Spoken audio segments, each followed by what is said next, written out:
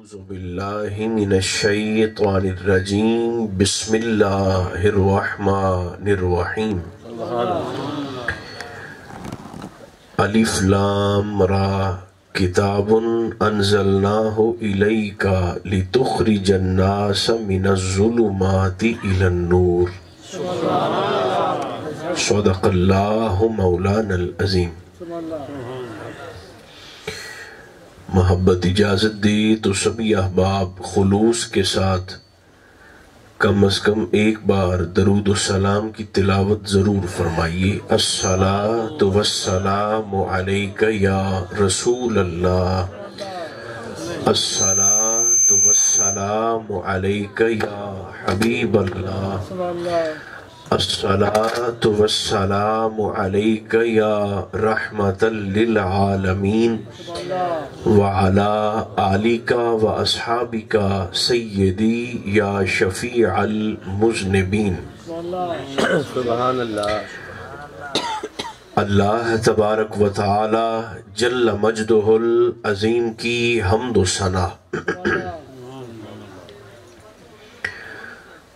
حضور نبی محترم رسول محتشم رحمت عالم صلی اللہ علیہ وآلہ وبارک وسلم کی ذات والا تبار پر بے شمار ہدیہ صلاۃ و سلام عرض کرنے کے بعد میرے قابل عزت احباب، اللہ کریم کا شکر ہے جس نے ہماری گردنوں میں نسبت مصطفیٰ کا کلادہ عطا فرمایا۔ دوران خطبہ سورہ ابراہیم کی پہلی آیت کریمہ کا کچھ حصہ تلاوت کرنے کا اعزاز حاصل کیا ہے۔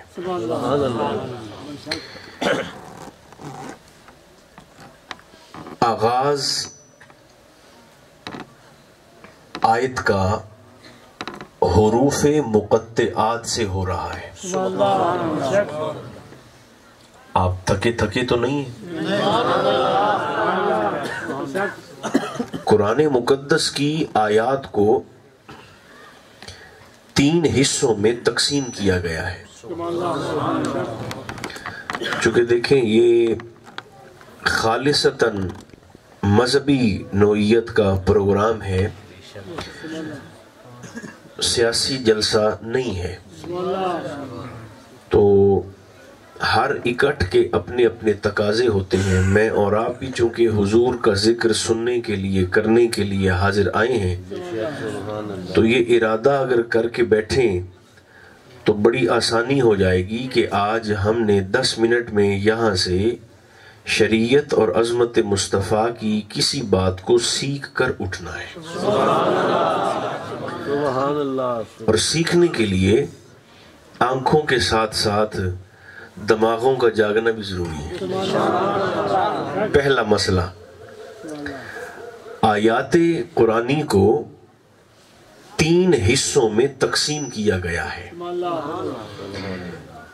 پہلی قسم کو کہتے ہیں آیات محکمات، دوسری قسم کو کہتے ہیں آیات متشابہات، اور تیسری قسم کو کہتے ہیں آیات مقطعات۔ تینوں کی تھوڑی تھوڑی وضاحت کر دیتے ہیں۔ آیات محکمات سے مراد قرآن مقدس کی وہ آیات ہیں جن کو ہر کوئی جانے، عالم ہو تو وہ بھی جانے، غیر عالم ہو وہ بھی جانے۔ مثال کے طور پر اقیم الصلاۃ، ابھی میں نے ترجمہ نہیں کیا اور میرا خیال ہے کہ 80% لوگ اس آیت تک پہنچ گئے۔ ترجمہ آپ کر دیں، اقیم الصلاۃ، نماز قائم کرو۔ محکمات میں سے دوسری آیت ہے آتوا الزکوٰۃ۔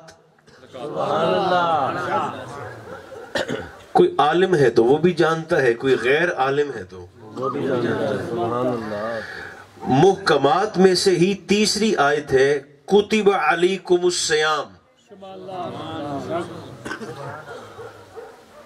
آپ رمضان تک پہنچ گئے ہوں گے, تم پہ روزے فرض کر دیے گئے. یہ 3 امثلہ کافی ہیں یہ بات واضح کرنے کے لیے کہ محکمات سے مراد قرآن مقدس کی وہ آیات جن کو ہر کوئی جانے. دوسری قسم ہے متشابہات.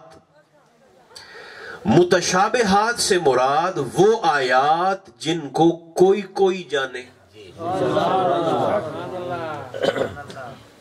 جیسے آپ میں سے کوئی نہیں سبحان اللہ کہہ رہا, بس بالکل اسی طرح. متشابہات کوئی جانے, ہر کوئی نہیں. محکمات ہر کوئی جانے, متشابہات کوئی جانے. ایک مثال دے دیتا ہوں متشابہات میں سے. قل انما انا بشر مثلکم, میرے حبیب اعلان فرمائیے کہ لوگوں میں تو تمہاری طرح کا بشر ہوں. اس آیت کو سن کر جو نہ جاننے والے تھے وہ کہنے لگے کہ دیکھو جی رسول خود فرما رہے ہیں کہ میں تم جیسا بشر ہوں, لہٰذا نبی ہم جیسا بشر ہوا. مگر جو جاننے والے تھے انہوں نے کہا کہ ہم تمہیں عظمت رسول پر یہ ڈکیتی نہیں کرنے دیں گے. آدھی آیت سے ادھورا عقیدہ مت بناؤ, بلکہ آیت کے اگلے 2 الفاظ پر بھی غور کیجئے. انما انا بشر مثلکم, تو حضور نے فرما دیا کہ میں تم جیسا بشر ہوں, مگر تم میں اور مجھ میں فرق اتنا بڑا ہے کہ اللہ براہ راست تم سے کلام کرنا پسند ہی نہیں کرتا, جبکہ یوحا الیہ, جبریل کے ذریعے مجھ پر قرآن مقدس کی صورت میں اپنی وحی کا نزول فرماتا ہے. میں حامل وحی الہی ہوں اور مرکز کلام خدا ہوں, سبحان اللہ, اور مخاطب رب کائنات ہوں.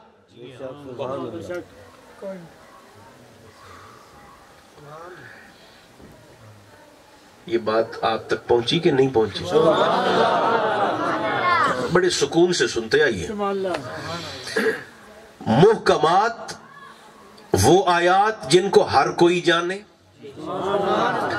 متشابہات وہ آیات جن کو کوئی جانے. تیسری قسم مقطعات. مقطعات سے مراد قرآن مقدس کی وہ آیات ہیں جن کو کوئی نہ جانے, یا خدا جانتا ہے یا مصطفیٰ جانتے ہیں, یا وہ جانے جنانو اے جوڑی تھوڑا دس دے وے.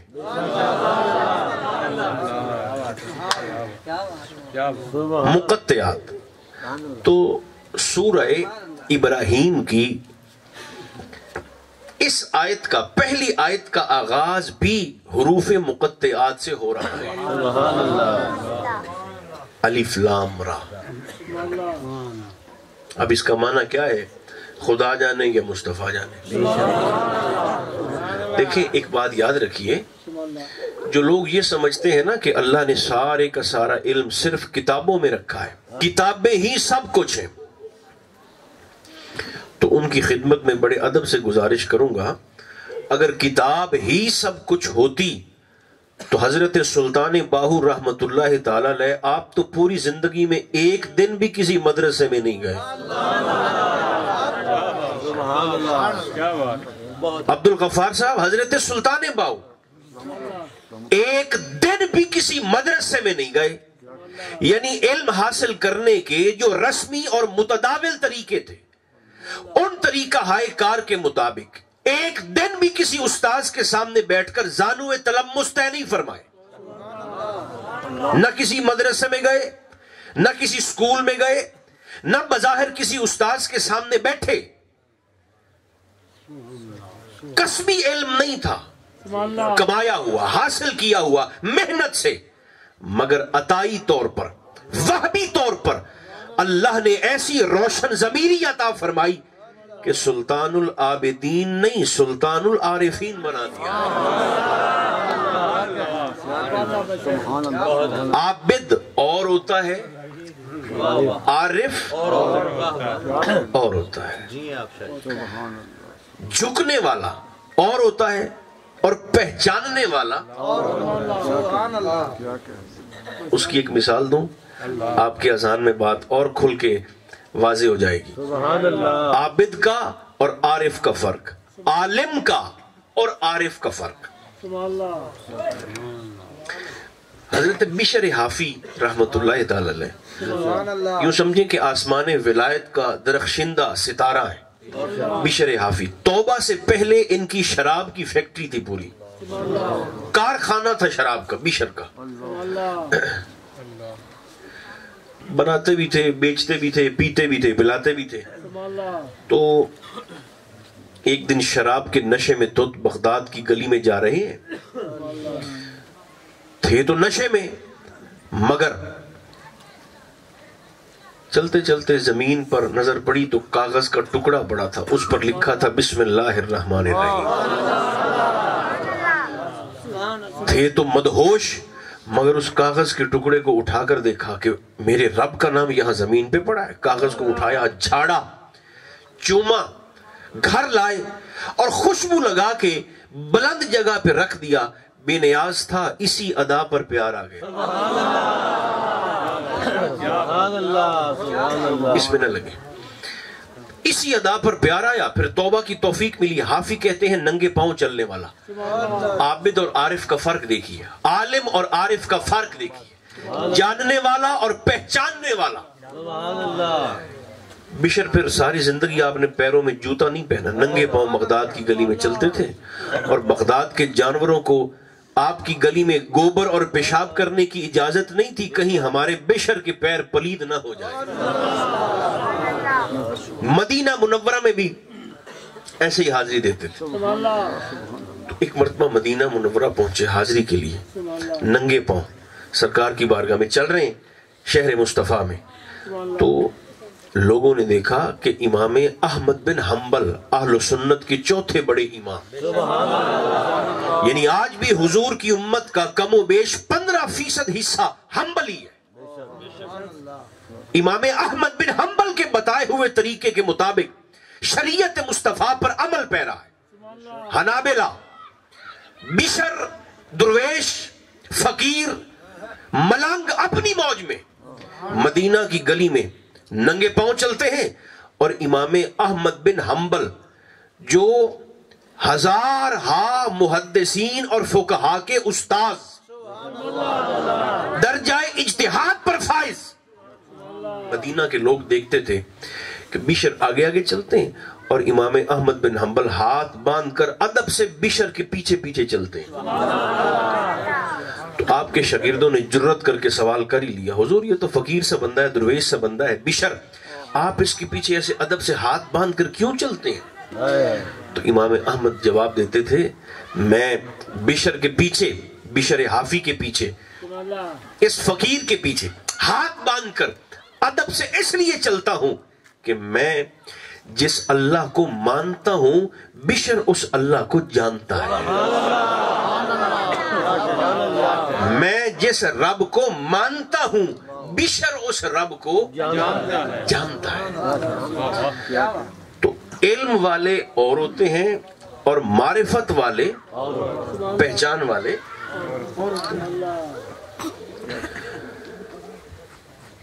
ویسے شیخ سعدی شیرازی رحمت اللہ تعالی علیہ، شیخ سعدی فرماتے ہیں کہ اگر مکان کے اندر کوئی ہو نا تو دستک ایک ہی کافی ہو جاتی ہے،